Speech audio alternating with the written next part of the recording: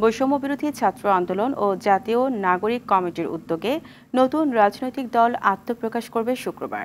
রাজধানীর মানিক মিয়া এভিনিউয়ে বেলা ৩টায় বড় আয়োজনে ঘটবে এই আত্মপ্রকাশ। দলের নামও জানা যাবে সেদিন। সন্ধ্যায় রাজধানীর বাংলা মোটরে জাতীয় নাগরিক কমিটির কার্যালয়ে সংবাদ সম্মেলনে এসব জানান সংগঠনের মুখ্য সংগঠক সার্জিস আলম।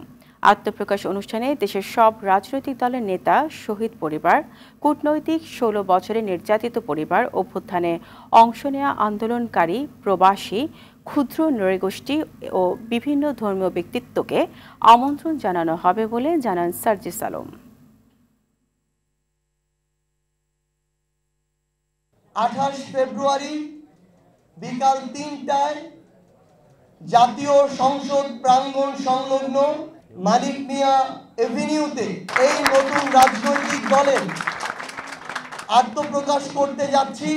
হাজারো রক্তাক্ত লাশের উপরে যে নতুন বাংলাদেশ এসেছে, এই নতুন বাংলাদেশে আমরা যে রাজনৈতিক দলটি করতে যাচ্ছি, এখানে ব্যক্তি স্বার্থ, গোষ্ঠী স্বার্থ, দলীয় স্বার্থের ঊর্ধ্বে বাংলাদেশের মানুষের স্বার্থ, বাংলাদেশের স্বার্থ প্রাধান্য পাবে।